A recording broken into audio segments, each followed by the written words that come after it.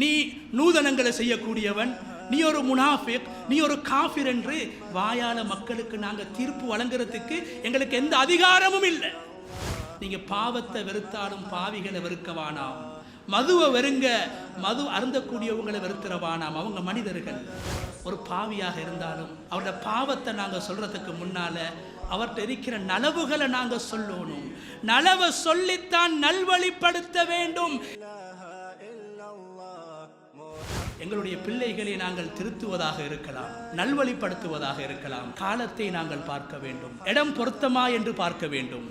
பாவிகளை பகிரங்கப்படுத்த வேண்டும், குற்றங்களை பகிரங்கப்படுத்த வேண்டும், அதை சமூக வலைதளங்களில் பரப்ப வேண்டும். அவ்வாறுதான் பாவங்களை தடுக்க வேண்டும் என்று குர்ஆனும் சொல்லவில்லை.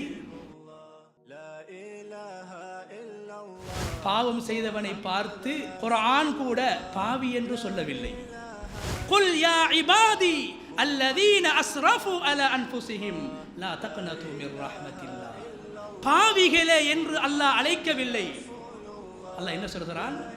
தனக்கு தானே அநியாயம் செய்து கொண்ட என்னுடைய அடியார்களே. சுப்ஹானல்லாஹ். ஒரு சஹாபி, ஒரு வாலிபன் நபி இடத்துல வாராங்க. நபி சஃபையில் இருக்கிறாங்க சஹாபாக்களோட.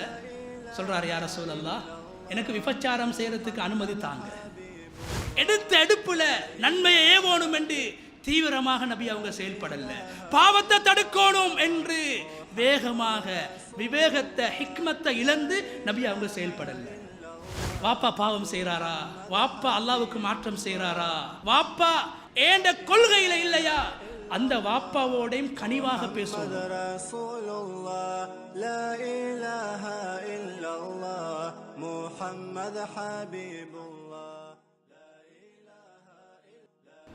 أشهد أن لا إله إلا الله وحده لا شريك له وأشهد أن نبينا محمدا عبده ورسوله وصلوات الله وسلامه على سيدنا ونبينا محمد وعلى آله وأصحابه ومن تبعهم بإحسان إلى يوم الدين. أما بعد، فأوصيكم عباد الله بتقوى الله جل وعلا.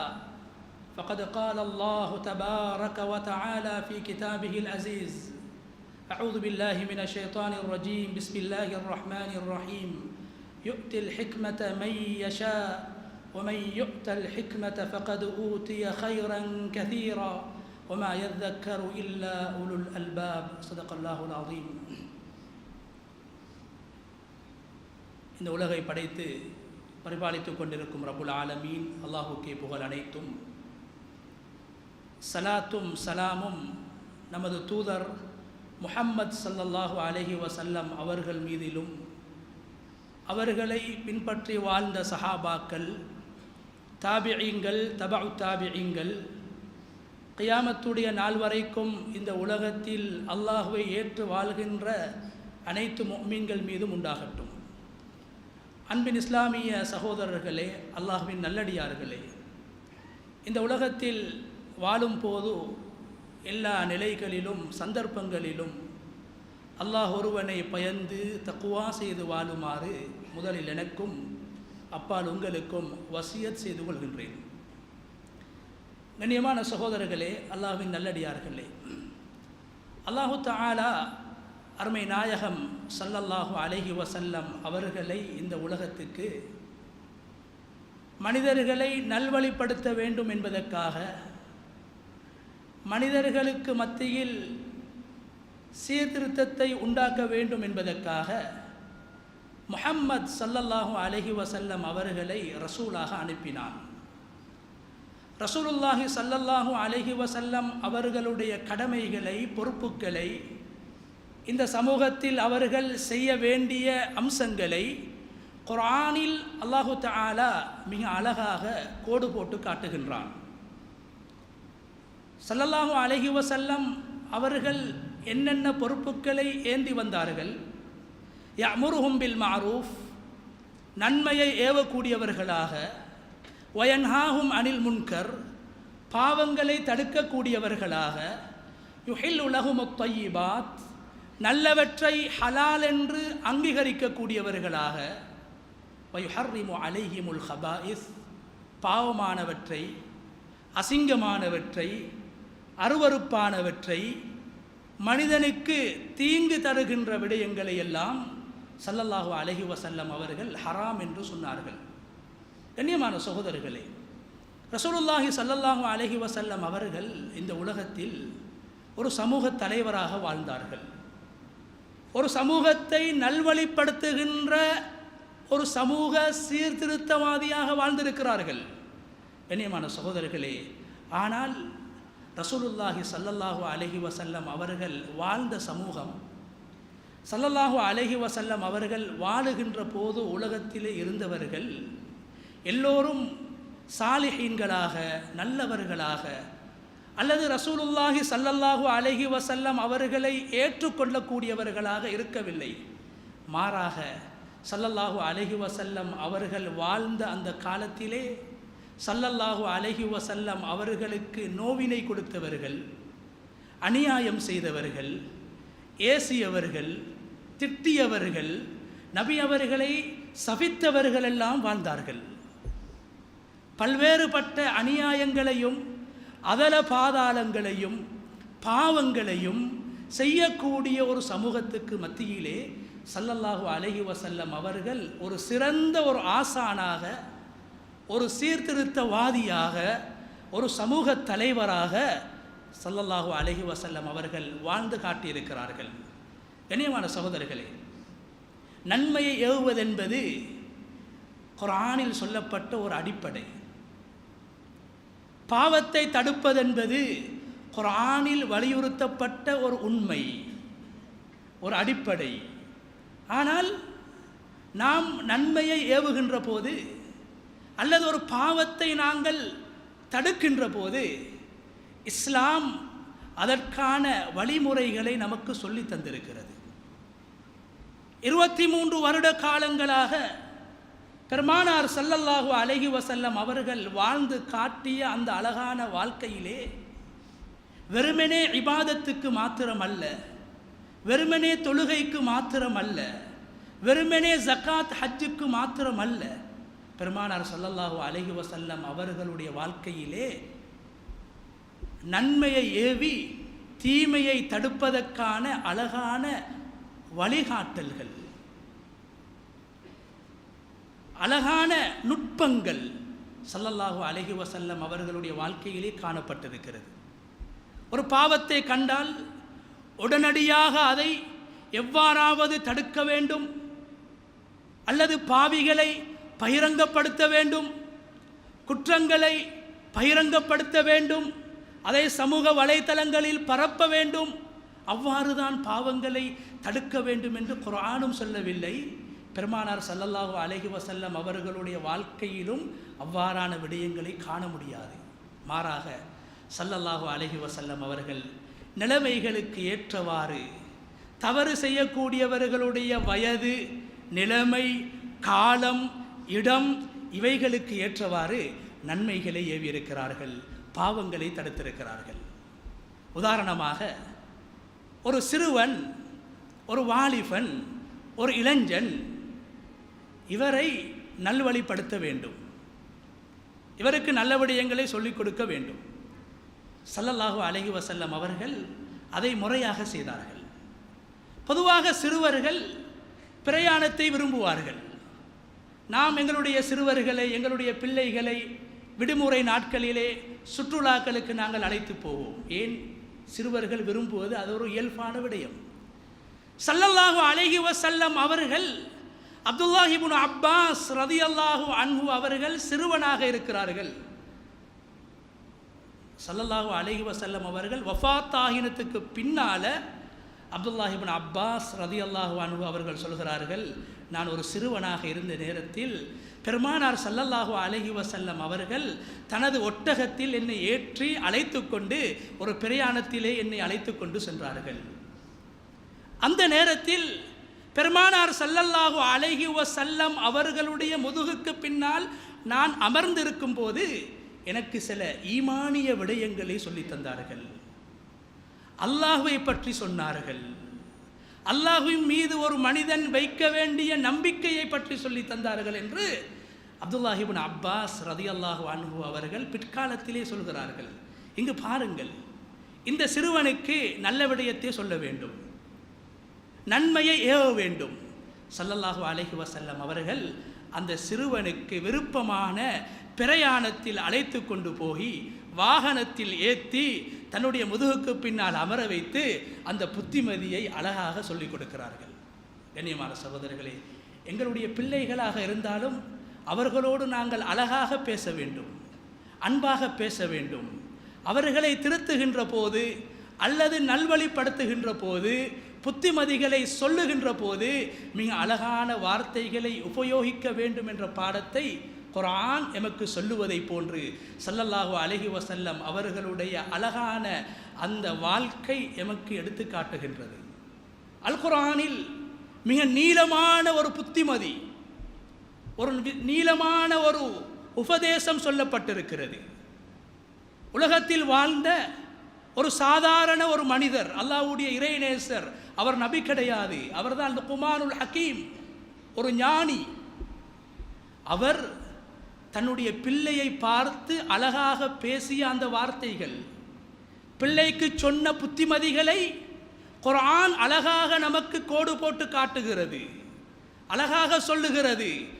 அந்த புத்திமதியில் ஒவ்வொரு புத்திமதிகளையும் அவர் சொல்லும்போது யா புனை யா புனை யா புனை, எனது அன்பு மகனே அன்பு மகனே அன்பு மகனே என்று அழைத்து பேசினார்கள். கண்ணியமான சகோதரர்களே, எனவே எங்களுடைய பிள்ளைகளை நாங்கள் திருத்துவதாக இருக்கலாம், நல்வழிப்படுத்துவதாக இருக்கலாம், காலத்தை நாங்கள் பார்க்க வேண்டும், இடம் பொருத்தமா என்று பார்க்க வேண்டும், இந்த சந்தர்ப்பம் பொருத்தமா என்று பார்க்க வேண்டும். அதை ஸல்லல்லாஹு அலைஹி வஸல்லம் அவர்களுடைய வாழ்க்கை நமக்கு சொல்லித் தருகிறது. நபியுடைய மனைவி உம்மு சலமா ரலியல்லாஹு அன்ஹாவுடைய முதல் திருமணத்தில் பிறந்த ஒரு குழந்தை தான் உமர் இப்னு அபி சலமா. சிறுவனாக இருக்கிறார், ஸல்லல்லாஹு அலைஹி வஸல்லம் அவர்களுடைய மடியிலே வளர்கிறார், நபியுடைய வீட்டிலே வாழ்கிறார். கண்ணியமான சகோதரர்களே, ஸல்லல்லாஹு அலைஹி வஸல்லம் அவர்கள் அவதானிக்கிறார்கள், அந்த சிறுவன் சாப்பிடுகின்ற போது அலைந்து அலைந்து சாப்பிடுகிறார், சிந்தி சிந்தி சாப்பிடுகிறார், அங்கும் இங்கும் கையை போட்டு போட்டு சாப்பிடுகிறார். அருவருப்பாக இருக்கிறது.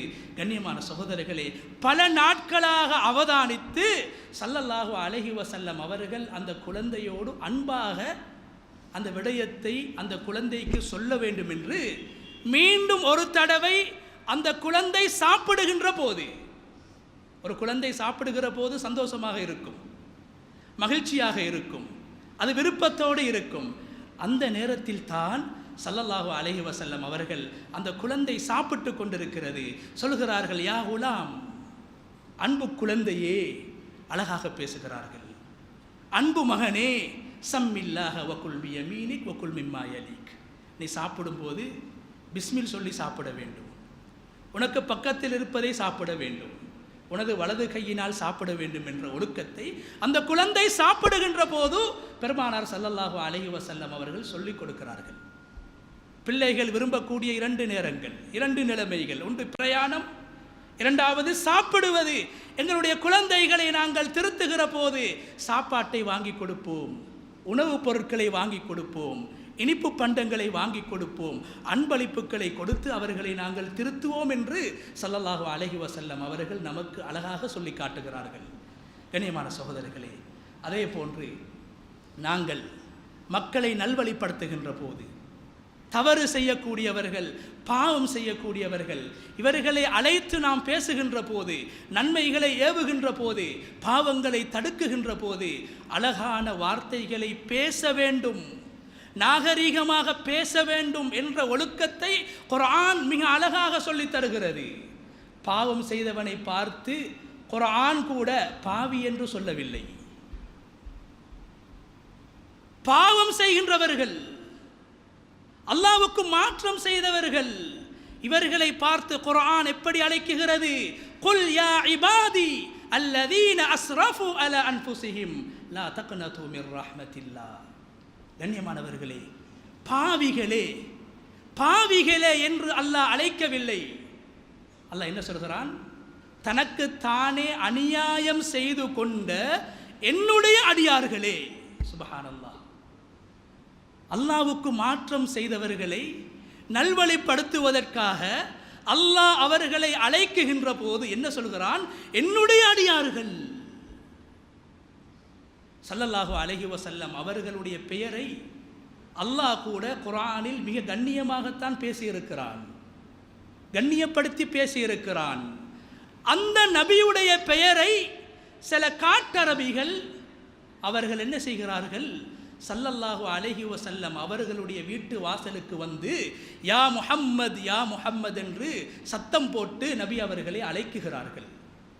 இது ஒரு தவறு, இது ஒரு குற்றம். குர்ஆன் சொல்கிறது, நபி அவர்களுக்கு முன்னால் உங்களுடைய சப்தத்தை நீங்கள் உயர்த்தக்கூடாது.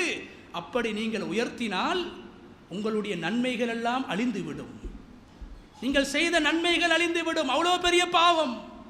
ஆனால் அல்லாஹ் எப்படி சொல்றான்? குர்ஆனுடைய ஆயத்தை எப்படி இறக்குறான்? யா அய்யுஹல்லதீன ஆமனு. சுப்ஹானல்லாஹ், எப்படி கண்ணியமா பேசுறான். நபியை கேவலப்படுத்தினவங்க, நபியோட பேரை சொன்னவங்களை பார்த்து அல்லாஹ் என்ன சொல்றான்? யா அய்யுஹல்லதீன ஆமனு, ஈமான் கொண்டவர்களே, ஈமான் கொண்ட விசுவாசிகளே, லா தர்ஃபஉ அஸ்வாத்தக்கும் ஃபௌக ஸௌத்தின் நபி, நபியோட சத்தத்தை விட உங்களோட சத்தம் உயரக்கூடாது. நாகரிகமாக பேசுவோம். எவ்வளோ பெரிய பாவம் செஞ்ச பாவியாக இருந்தாலும் ஸல்லல்லாஹு அலைஹி வஸல்லம் அவர்கள் நாகரிகமான வார்த்தைகளை பேசியிருக்கிறார்கள். நூஹ் அலைஹிஸ்ஸலாத்தை அந்த சமூகம் உதறி தள்ளுகிறார்கள், புறக்கணித்து விடுகிறார்கள். அவர் பேசுகின்ற போது காதை மூடிக்கொள்கிறார்கள். உங்களோடு நாங்கள் பேச விரும்பல. அந்த நேரத்தில் கூட மூசா நபி அவர்கள் என்ன சொன்னார்கள்? கால ரப்பி இன்னி தஅவுது கௌமி லைலன் வ நஹாரா. யா அல்லாஹ், ஏண்ட சமூகத்துக்கு நான் தாவத்து கொடுக்கிறேன். ஏண்ட சமூகம், ஏண்ட உம்மத்து அங்கு பாவிகள் என்று சொல்லவில்லை, அநியாயக்காரர்கள் என்று சொல்லவில்லை, அத்துமீற கூடியவர்கள் என்று சொல்லவில்லை, நயவஞ்சகர்கள் என்று சொல்லவில்லை. சொன்னார்கள், எனது சமூகம் யா அல்லாஹ், நான் அழைக்கின்ற போதெல்லாம் காதை அடைத்துக் கொள்கிறார்கள், நான் சொல்கின்ற போதெல்லாம் என்னை புறக்கணிக்கிறார்கள் என்று பாவிகளை கூட அழகாக அழைத்தார்கள். நபி நூஹ் அலைஹிஸ்ஸலாம், அதே நபி நூஹ் அலைஹிஸ்ஸலாம் தனது மகன் தனக்கு எதிரான கொள்கையிலே இருக்கிறார், தனக்கு மாற்றமான ஒரு மதத்திலே இருக்கிறார், தனக்கு எதிராக செயல்பட்டு கொண்டிருக்கிறார். இந்த மகனை பார்த்து என்ன சொல்றாங்க? அல்லாஹ்ட அழிவு வரப்போகுது. அல்லாஹ் சொல்றான், நூஹ், நீங்கள் ஒரு கப்பலை செய்யணும், அந்த கப்பலில் உங்களை ஏற்றுக்கொண்டவர்களை ஏற்றிவிட்டு நீங்கள் அந்த இடத்தை விட்டும் செல்ல வேண்டும். இந்த நேரத்தில் நூஹ் அலைஹிஸ்ஸலாம் அநியாயம் செய்த மகன், பாவம் செய்த மகன், தனது மார்க்கத்தில் இல்லாத மகன், தனக்கு எதிராக செயல்படுகின்ற மகன், மகனை பார்த்து என்ன சொல்றாங்க? குர்ஆன் சொல்லுது, யா புனையர் கம் மஅனா, என்னுடைய அன்பு மகனே என்னோடு வந்து ஏறுங்கள், என்னுடைய வாகனத்திலே ஏறுங்கள். ஒரு பாவியோட, மாற்று கொள்கையில் இருக்கக்கூடிய ஒருவரோட, எனக்கு எதிராக செயல்படக்கூடிய ஒருவரோட எப்படி பேசணும் என்ற உசூல் அடிப்படை குர்ஆன் சொல்லித் தருது. சகோதரர்களே, நபி இப்ராஹிம் அலைஹிஸ்ஸலாம் நபிமார்களுக்கெல்லாம் முன்மாதிரி. வாப்பா மாற்றுக்கொள்க. இப்ராஹிம் அலைஹிஸ்ஸலாம் முஸ்லிம், வாப்பா ஒரு முஷ்ரிக், இணை வைக்கக்கூடியவர். வாப்பாவுக்கு அல்லாஹ்வை பற்றி சொல்கிறாங்க, நன்மையை ஏவுறாங்க, பாவத்தை தடுக்கிறாங்க. வாப்பா என்ன சொல்கிறாரு? ல அர்ஜு மன்னக் வஹ்ஜுர்னி மலியா, இப்ராஹிம், உன்னை நான் கல்லால் அடித்து கொள்ளுவேன். மிகப்பெரிய பாவம் செய்யக்கூடியவர்களுக்குத்தான் தண்டனையாக குர்ஆன் சொல்லுது, கல்லால் அடிக்கணும். தனது தான் பெத்த மகன் இப்ராஹீமை பார்த்து ஆசர் சொல்றாரு, எனக்கு நீ நலவு சொல்ல வாராயா, எனக்கு நன்மையை ஏவுறாயா, ஏண்ட தீங்க தடுக்கிறாயா? ல அர்ஜு மன்னக, உன்னை நான் கல்லால் அடித்துக் கொள்ளுவேன். வஹ்ஜுர்னி மலியா, வீட்டை விட்டு போயிடு. வாப்பா சொல்றாரு மகனை பார்த்து, வீட்டில இருந்து போயிடு, என்ன மூஞ்சில முழிக்காத. என்ன சொன்னாங்க இப்ராஹிம் அலைஹிஸ்ஸலாம்? வாப்பா பாவம் செய்கிறாரா? வாப்பா அல்லாஹ்வுக்கு மாற்றம் செய்கிறாரா? வாப்பா ஏண்ட மதத்தில் இல்லையா, ஏண்ட கொள்கையில் இல்லையா? அந்த வாப்பாவோடையும் கனிவாக பேசணும், அந்த வாப்பாவோடையும் அழகாக பேசணும், அந்த வாப்பாவுக்கும் முறையாக நன்மையை ஏவோனும் தீமையை தடுக்கணும். என்ன சொன்னாங்க இப்ராஹிம் அலைஹிஸ்ஸலாம்? கால சலாமுன் அலைக். வாப்பா சொல்றாரு கல்லால் அடிச்சு கொள்ளுவேன், விட்டு விட்டு போயிடு. மகன் என்ன சொல்றாரு? சலாமுன் அலைக். நாங்கள் சலாம் சொல்றோம், அஸ்ஸலாமு அலைக்கும். அல்லாஹ்ட சாந்தி, அல்லாஹ்ட பாதுகாப்பு உங்களுக்கு கிடைக்கட்டும்.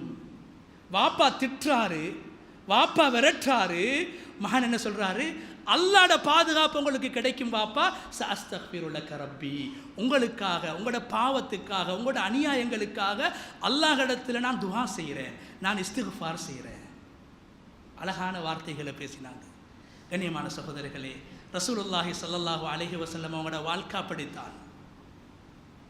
வாலிபர்களை பார்ப்பாங்க, நிலைமைகளை பார்த்து இவர் எப்படி நல்வழிப்படுத்துறது, எடுத்த எடுப்புல நன்மையை ஏவோணும் என்று தீவிரமாக நபி அவங்க செயல்படல. பாவத்தை தடுக்கணும் என்று வேகமாக விவேகத்தை, ஹிக்மத்தை இழந்து நபி அவங்க செயல்படல.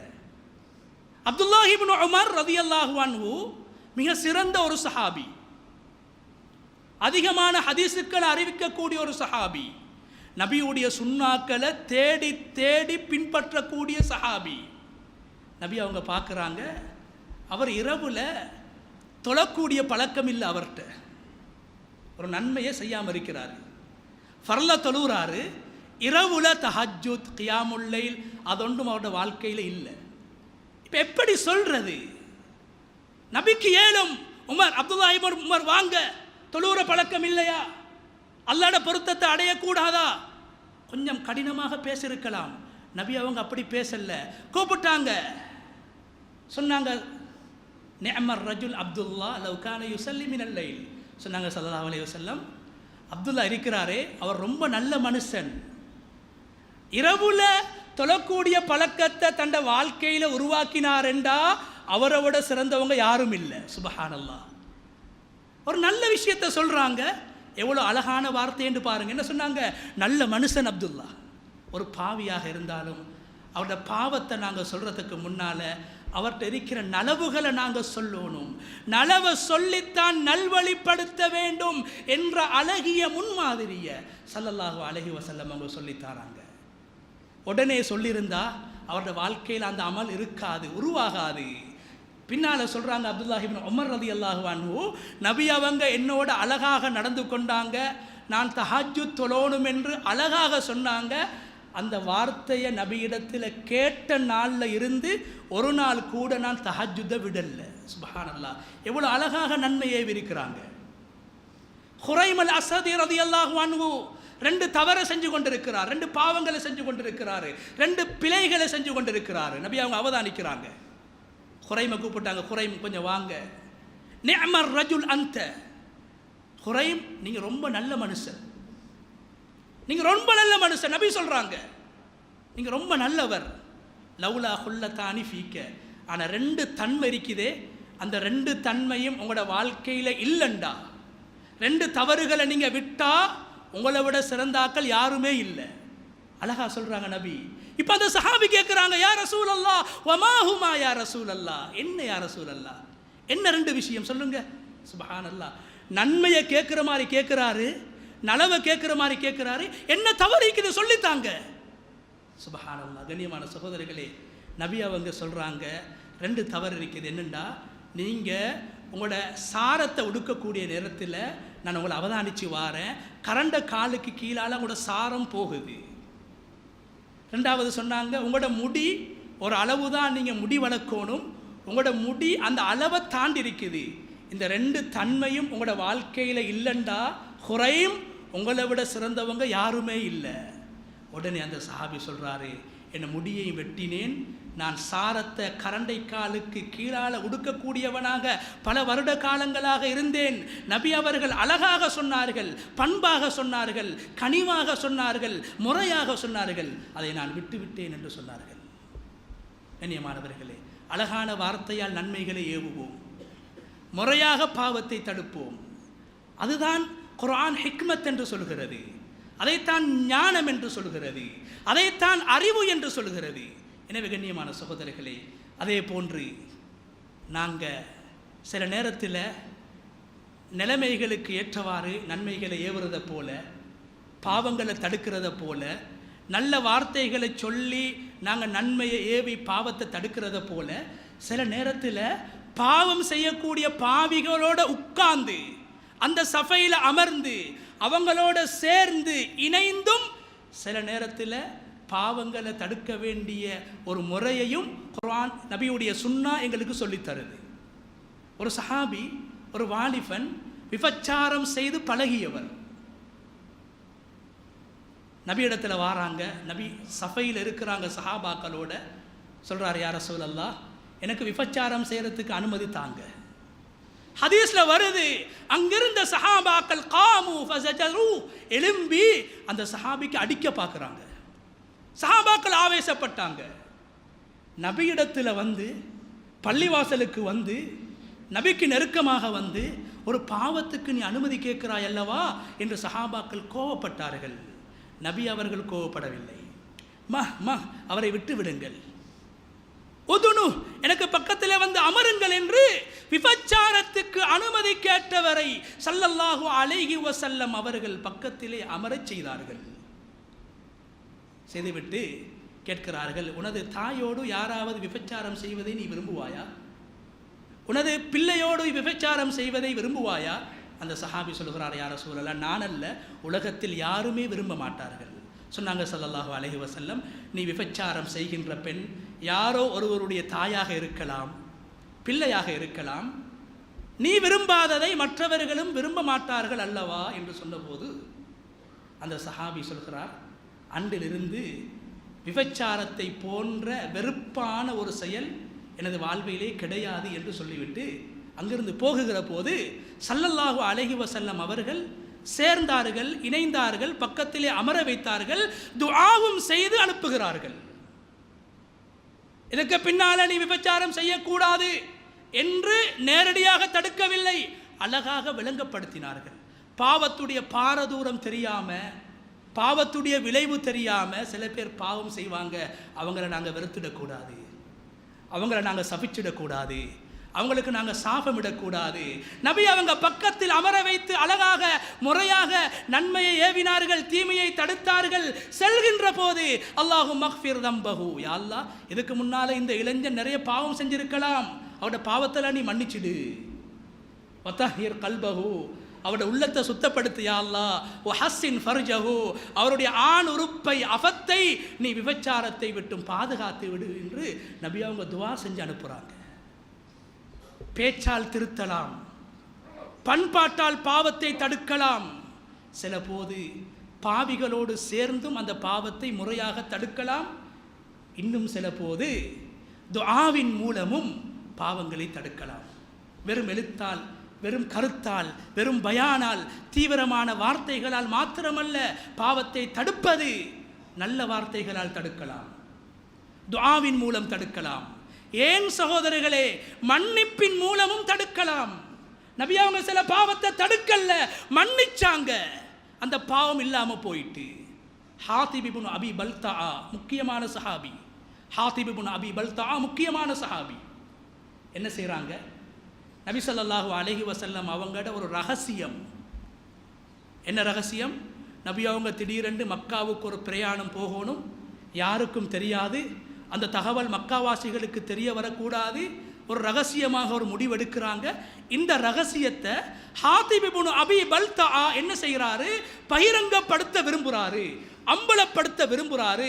என்ன செய்கிறாரு, அவர் ஒரு மக்காவாசி, மக்காவாசிகளுக்கு கடிதம் எழுதுகிறாரு, முஹம்மதுர் ரசூலுல்லாஹ் ஸல்லல்லாஹு அலைஹி வஸல்லம் அவங்க இப்படி ரகசியமாக ஒரு முடிவெடுத்திருக்கிறாங்க. கண்ணியமான சகோதரிகளே, அந்த முடிவு, அவர் எழுதின கடிதம் மக்காவுக்கு போய் சேரல்ல, அது தெரிய வருது, நபி அவங்களுக்கு அல்லாஹ் அறிவிச்சு கொடுக்கிறான். கண்ணியமான சகோதரர்களே, எவ்வளோ பெரிய பாவம்! எங்களோட பாசையில் சொல்றதாக இருந்தால் தேச துரோகம், நாங்கள் ஒதுக்கிடுவோம், இவன் ஒரு தேச துரோகி. சஹாபாக்கள் கொந்தளிக்கிறாங்க.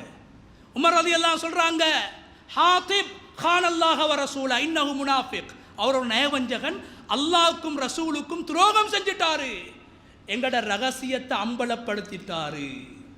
உமர் ரலியல்லாஹு கோவப்படுறாங்க. உமர் ரலியல்லாஹு அன்ஹு அவங்களை நபி பேச விட்டாங்க. கண்ணியமான சகோதரர்களே, வெளிரங்கத்தை பார்த்து சில முடிவுகள் நாங்கள் எடுக்கக்கூடாது. நீ ஒரு நயவஞ்சகன், நீ ஒரு தேச துரோகி, நீ ஒரு சமூக துரோகி, நீ நூதனங்களை செய்யக்கூடியவன், நீ ஒரு முனாஃபிக், நீ ஒரு காஃபிர் என்று வாயால மக்களுக்கு நாங்கள் தீர்ப்பு வழங்குறதுக்கு எங்களுக்கு எந்த அதிகாரமும் இல்லை. விசாலமான சுவர்க்கத்தை சுருக்கிடாதீங்க சகோதரர்களே. சுவர்க்கம் விசாலமானது. நீ நரகவாசி, நீ நரகவாசி என்று சொல்லி முஸ்லீம்களை, கண்ணியமான சகோதரர்களே, சுவர்க்கத்தை விட்டு தூரமாக்கி விடக்கூடாது. சுவர்க்கம் விசாலமானது, சுவர்க்கம் விசாலமானது. நபி அவங்க பார்த்தாங்க உமருடைய பேச்சு. உமர் சொல்றாரு இவர் ஒரு முனாஃபிக். நபி முடிவெடுக்கல்ல, நீ முனாஃபிக் தான் என்று சொல்லவில்லை. உடனே ஹாத்திப் அழைச்சி கேட்குறாங்க, என்ன நடந்துச்சு, என்ன காரணம் இப்படி நடந்து கொண்டீங்க? சொல்றாரு ஹாத்திப், யா ரசூலல்லாஹ், நான் உங்களோட மேலே வச்சிருக்கிற வெறுப்போ அல்லது இஸ்லாத்தை விட்டு நான் போகணும், நான் முர்த்ததாக மாறணும், இஸ்லாம் அழியோணும் என்றதுக்காக இதை நான் செய்யலை யா ரசூலல்லாஹ். நான் மக்கால வாழ்ந்தவன், குறைஷிகளோட நெருங்கிய தொடர்பு வச்சு வாழ்ந்தவன், அந்த மஹப்பத்தால் தான் இதை செஞ்சுட்டேன், தவறை ஏற்றுக்கொள்கிறார். உமர் ரலியல்லாஹு சொல்கிறாங்க, தஅனி யா ரசூலல்லாஹ், என்னை விடுங்க யா ரசூலல்லாஹ், இவருக்கு தண்டனை கொடுக்கணும். பெரிய ஒரு தேசத்தில் துரோகம் செஞ்சிட்டாரு, தண்டனை கொடுக்கணும் சொன்னாங்க ஸல்லல்லாஹு அலைஹி வஸல்லம். லா தகூலு லஹு இல்லா கைரா இன்னஹு சதக்.